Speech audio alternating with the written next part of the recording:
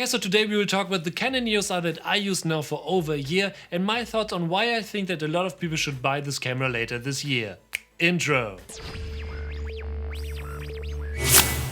Okay, so a year ago I bought the Canon EOS R as an upgrade for my Canon 80D, and now a year later it's time for a quick recap. Mostly I bought the Canon EOS R because I checked out all kind of other cameras and the Canon EOS R was my favorite camera at that time. It simply had all the features that I needed and the footage quality was just on point. And exactly that's why you should or shouldn't buy a camera. So yeah, it can be the best camera in the world, but if you can't work with the footage, you should buy a different model. But of course I totally understood that a lot of people said that other cameras like the Sony a7 III had better specs like 120 FPS at 1080 or no 4K crop and stuff like that.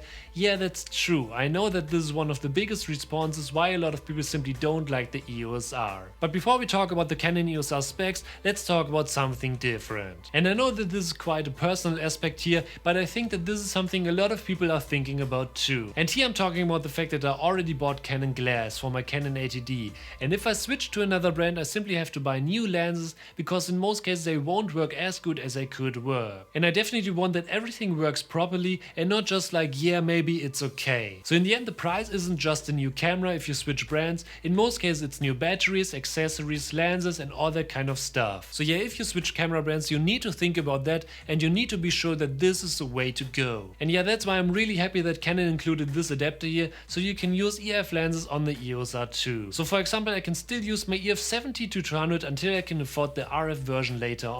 And that's actually the best way because this makes it way cheaper for me to switch to a new camera and a different mount. So in the end I don't want to switch camera brands just to get a little bit more out of this camera. And especially if I really like to use these products. I totally understand that people always want the best equipment and stuff like that, but I always want to use the one product that I like to use and that supports my workflow. And exactly that is why I decided to go with the EOS R, because I knew that I like to work with this camera and that there's a new RF glass and some upcoming cameras later on. So yeah, especially for me this was the perfect opportunity to switch to the RF mount. But now let's talk about the specs a little bit, and yeah, here we need to talk about especially the video area. Because especially in the video area there was a lot of hate because of two major aspects. So let's talk about them a little bit. And the first big downside is that there's no 120 FPS at 1080p. I need to say that I personally didn't use 120 FPS slow motion at all, but of course there are a lot of people out there who use it most of the time when they shoot some B-roll, so if you're someone who needs 120 FPS, don't buy the EOS R at all. Because in my opinion everything below 1080p footage isn't worth it anymore. But just to mention it here, this is not an excuse that this is okay that there's no 120 FPS at 1080.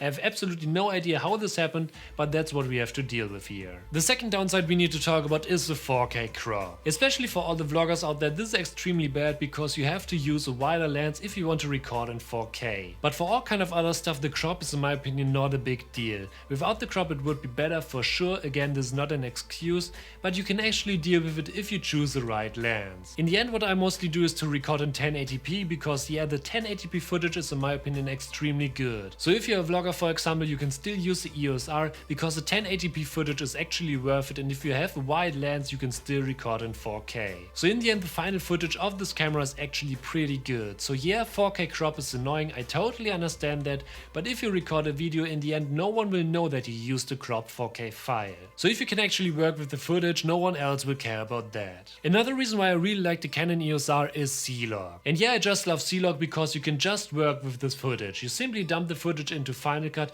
and make your color correction. It's just awesome. So all in all, the Canon EOS R is in my opinion a great video camera that helps you to get some good footage. The autofocus is on top, the flip out screen is awesome and it's super easy to use. So especially for a one-man show on YouTube, this camera can be actually really helpful. The only downside is a 4K crop and the missing 120 FPS at 1080, but for me this isn't a big problem at all. So if you're looking for a great video camera, the Canon EOS R is a good choice. But now let's talk about the photography. And here I need to say that I just use the Canon EOS R for everything. I only switch to my Canon 80D when I have to take photos of the EOS R. Don't get me wrong here, the Canon 80D is still a great camera, but the quality of the EOS R is just great and I love to take photos using this camera. In the end it's not too heavy and not too small. I think it could be a little bit bigger, especially the grip, but that's just a small aspect here. And yeah, of course normally I could buy the additional battery grip, but currently I don't really need it, and as I already mentioned it, it's just that's a small aspect here. But back to the photography topic. Maybe you've already saw one of my photography behind the scenes videos,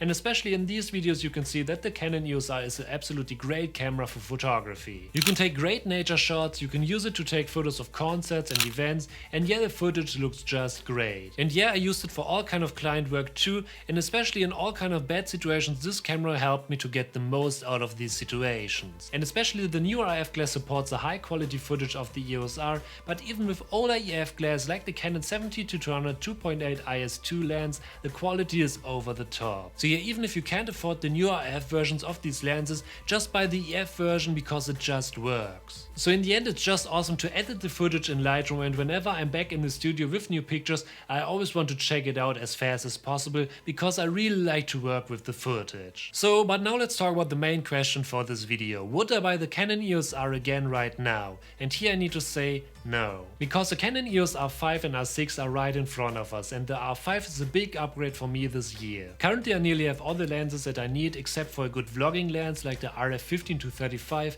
but that's something I don't really do currently, so I'm more into the camera market right now. But here's why I think a lot of people should buy the Canon EOS R later this year, because of the R5 and R6. And the reason is the price drop, and that makes it actually worth it to consider to buy the EOS R, because the overall footage quality is so great that especially people on a lower budget can actually benefit from that. So if you're thinking about to buy a Canon EOS R, just wait a little bit longer and then you will get a good deal. But yeah, all in all, the Canon EOS R is in my opinion one of my favorite cameras on the market right now, and that's why I think a lot of people should check it out. So that's it for today. I hope you enjoyed this video, and if you're new here, don't forget to smash that subscribe button to stay updated for our upcoming videos, and I'll see you in the next video.